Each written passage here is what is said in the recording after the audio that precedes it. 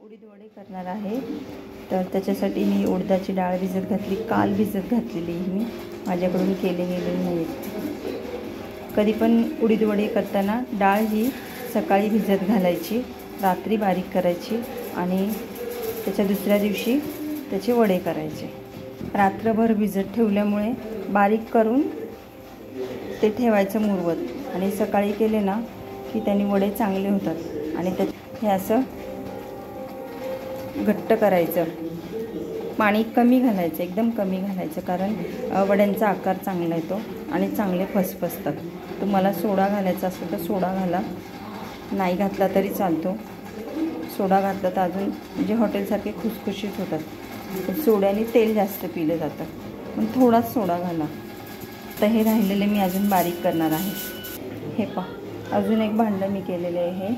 हे तुम्हाला पुन्हा एकदा सांगते, सकाळी भिजत घालायची, रात्री बारीक करायची आणि ती रात्रभर तशीच ठेवायची आणि सकाळी वडे करायचे। ते खूप छान होतात, हॉटेलसारखे होतात एकदम। आणि थोडं घट्ट बारीक करायचं, कारण की त्याचा आकार चांगला येतो, नाही तर मग ते वाकडे तिकडे येतात वडे। आता ह्याच्यात आपण मीठ घालणार आहे, चवीपुरतं मीठ घालणार आहे आणि हा खायचा सोडा आहे। हे तुम्ही रात्रभर भिजत घालायचं आणि दुसऱ्या दिवशी करायचे, खूप सुंदर होतात। पाणी बिणी काही घालायचं नाही, ते आपोआप फसफसतं ते रात्रभरामध्ये। ओट्याखाली ठेवून द्यायचं झाकण लावून डब्यात वगैरे, आणि सकाळी करायचे नाश्त्याच्या टायमिंगला गरम गरम। हे चांगलं असं एकजूट करा।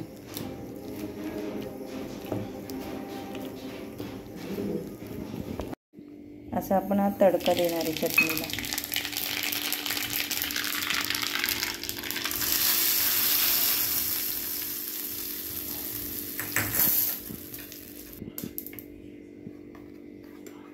याच्यात मी मिक्सरमध्ये बारीक करतानाच घातलेलं आहे।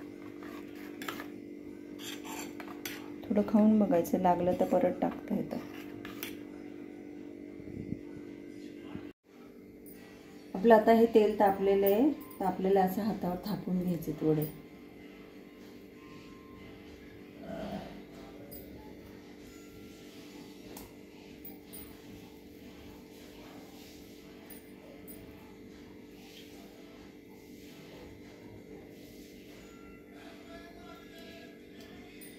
हे तेल आपले आता असं तापलेलं आहे, हे वडे आता आपल्याला असे सोडून घ्यायचे।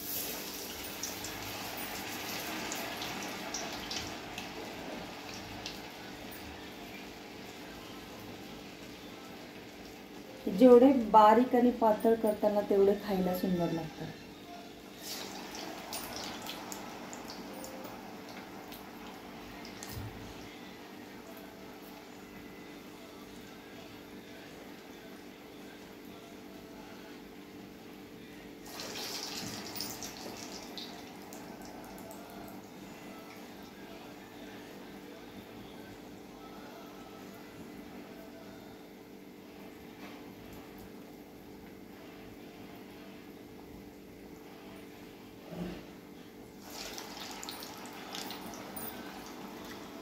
गॅस थोडा बारीक केलेला आहे, कारण ते जळतात, खूप लाल होतात।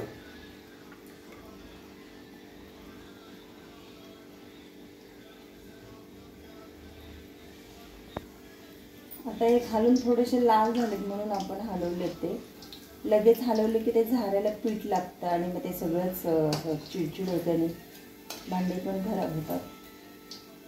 बघा, झाऱ्याला पीठ नाही लागलेलं। तुम्ही लगेच पलटी केलं ना तर मग ते पीठ त्याला ओलं चिकट चिकट सगळं लागतं। थोडं गॅस मोठा केलाय मी आता।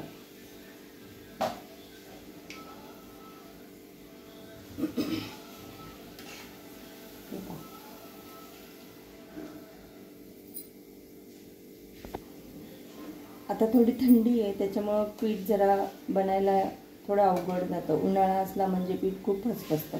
जेवढं ते फसफसेल ना तेवढे वडे खूप सुंदर होतात।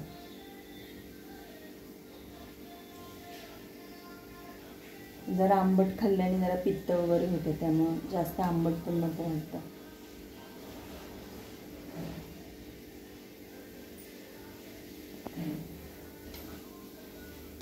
हे पहा, अशा कलरमध्ये छान वाटतात ते.